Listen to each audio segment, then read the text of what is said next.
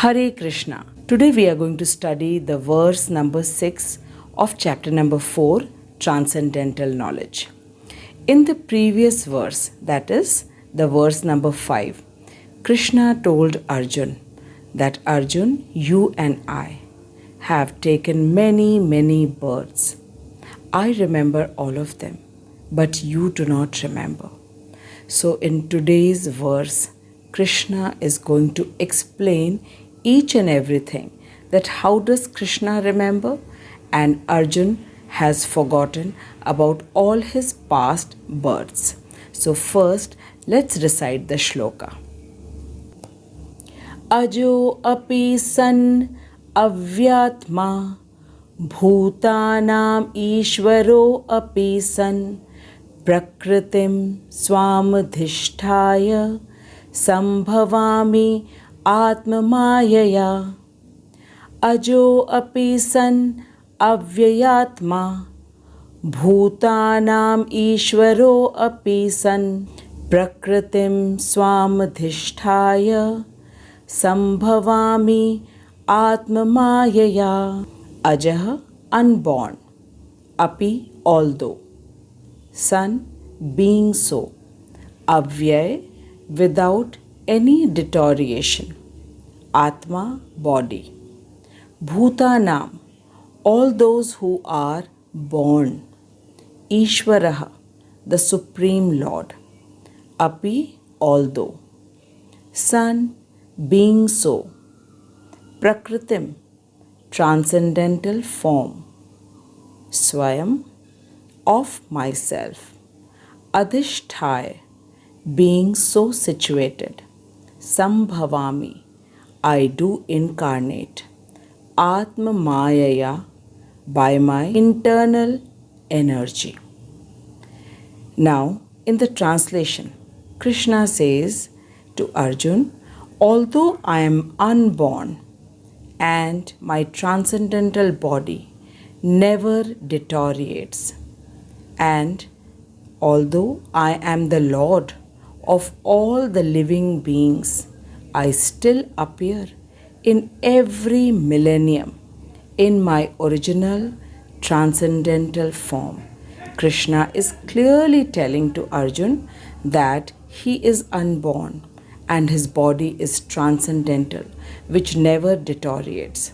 And he, being the Lord of all the living entities, he still appears in every millennium in his original transcendental form. Now let us read Srila Prabhupada's purport and understand this shlok in a better manner. Prabhupada ki jai.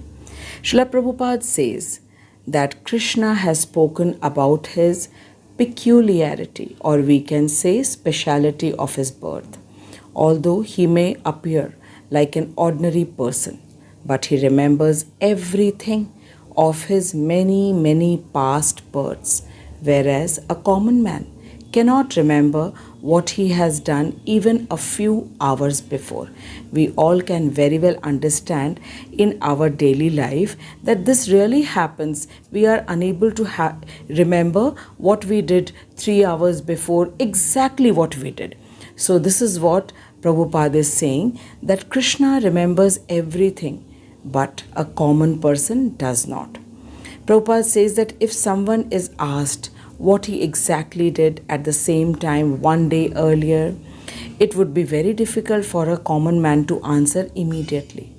He would surely have to dig his memory to recall what he was doing exactly at the same time one day before. Prabhupada says that men often dare to claim to be God or Krishna. So, Prabhupada says that one should not get misled by such meaningless claims. In this shlok, Krishna explains his prakriti, or his form. Prakriti means nature as well as swarup, or one's own form. Krishna says that he appears in his own body. He does not change his body, as the common living entity changes from one body to another. And in chapter number 2, it is clearly explained, Dehino asmin yatha dehe kaumaram yauvanam jara tatha dehantarah praptir dhirastatra namuhyate. So Krishna says that he never changes his body, whereas the living entity changes his body from one body to other. Prabhupada says that the conditioned soul may have one kind of body in the present birth, but has a different body in the next birth according to the karma. And in the material world, the living entity has no fixed body, and he transmigrates from one body to another. But Krishna does not do so. Whenever Krishna appears, he does so in his same original body by his internal potency. Prabhupada says that, in other words, Krishna appears in this temporary material world in his original eternal form with two hands for holding a flute, and he appears exactly in his eternal body, which is uncontaminated by this temporary material world. Although he appears in the same transcendental body and he is the Lord of the universe, but it still appears that he takes his birth like an ordinary living entity. Prabhupada says that Lord Krishna grows from childhood to boyhood and from boyhood to youth, and very surprisingly, he never ages beyond youth. Prabhupada clearly says that at the time of the battle of Kurukshetra, Krishna had many grandchildren at home, or in other words, we can say Krishna had sufficiently aged by the material calculations. Still, he looked just like a young man of 20 or 25 years, not beyond that. And Prabhupada says that we never see a picture of Krishna in old age because he never grows old like us, although he is the oldest person in the whole creation. Prabhupada says that neither his body nor his intelligence ever deteriorates or changes. Therefore, it is very clear that in spite of his being in this temporary material world, he is the same unborn, eternal form of bliss and knowledge, which is changeless in his transcendental body and intelligence. He is Sat Chit Anand.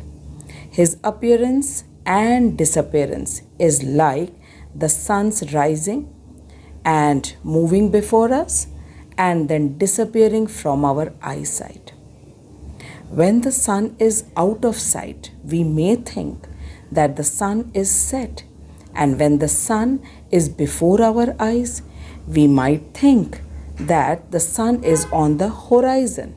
But actually the sun is always in its fixed position, and just because we have our defective, limited senses, we calculate the appearance and disappearance of the sun in the sky. We all know sun never sets. We are unable to see because we are in the part of the world which has moved away from the sun. So when sun is always permanently situated, it's fixed, and sun and moon are both eyes of Krishna.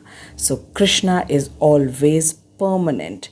We may think that he takes birth or he dies, but actually his appearance, disappearance are completely different from that of any ordinary person and common living entity. So it is very evident that he is eternal, blissful, full of knowledge by his own internal potency, and he never gets contaminated by the material nature, as the common living entity is always bound by the three modes of material nature, that is the tamogun, rajogun, and satogun. And Krishna is the Lord of all these modes. He is the God. He is the complete independent God. So he never gets bound by the material nature and the modes of material nature. In the Vedas also, it is confirmed that the Supreme Personality of Krishna is unborn, and the Vedic literatures also confirm that even though the Lord appears to be taking his birth, he is still without change of body, which means that his body is same. He may appear and disappear in his many incarnations, but he is changeless. He does not change his body. Srila Prabhupada says that in Bhagwatam it is stated that Krishna appeared before Devaki Mata as Narayana with his 4 hands and with all his 6 kinds of opulences. And his appearance in his original eternal form is his causeless mercy, because Devaki Mata desired, she wished to have Lord as her own child. And the other reason is to drive away all kinds of doubts created by the Mayavadis and impersonalists. So it's very clear that Krishna never takes birth. He appears and disappears by his own wish. Devaki Mata wished to have Krishna, to have the Lord as her own child. So first he appeared as Narayana, and then by the request of Devaki Mata, he became a small child. So it's very clear that Krishna's birth and any other common living entity's birth is not the same. Krishna appears and disappears according to his own wish. And Krishna is conscious and remembers of all his previous appearances and disappearances. But a common living entity forgets everything about his past body as soon as he gets into another body. So Srila Prabhupada says that Lord, who is Supreme Personality, he performs wonderful and superhuman activities while he is on the earth. We all know that Krishna killed Putana when he was just 6 days old. Then he killed Shaktashur, then he killed Tranavarth, Agasur, Bakasur, endless demons he have killed. Therefore, the Lord is always the same absolute truth and is without any differentiation between his form, self, or between his quality and body. Krishna as a small child or Krishna as grown up, there is no difference between his body or strength. It is the same eternal form of Krishna, which is all powerful and which never gets destroyed. Today's shlok has made everything very crystal clear in front of each one of us. Now, we are not left to any assumptions or imaginations that is Krishna and any living entity same, as described by the Mayavadis or as described by the impersonalists who say that the Supreme Personality is formless and shapeless. In today's shloka, Krishna himself says that he is unborn and his body never gets destroyed. He is the Lord of all living beings and he appears in many incarnations like Matsya, Kurma, Varaha, Vaman, Parashuram, Buddha, Lord Rama, and his body in all his appearances, that is in his avatar, is the same, that is the eternal body, which is by his internal power, that is his internal potency. And because Krishna's body, soul, and intelligence are all same, that is spiritual, and which never gets destroyed, so he remembers about all his appearances and disappearances. Whereas every living entity keeps changing his body from one life to another life, and in one life also from birth to death, and finally after the death of the present body, the individual soul enters into a new body. Because of the change of the body, the living entity is unable to remember about his past lives as well as his present life. And Krishna remembers everything because his body, soul, and intellect are all same, that is spiritual, and it never gets deteriorated. This is why we always see Krishna as a young man of maximum 20 to 25 years of age. Now a question came in the mind of Arjun, that why does Krishna appear and disappear in this temporary material world? And Krishna is going to answer this to Arjun in the next shloka. To know the answer, please stay connected because this is going to be very, very interesting and enlightening.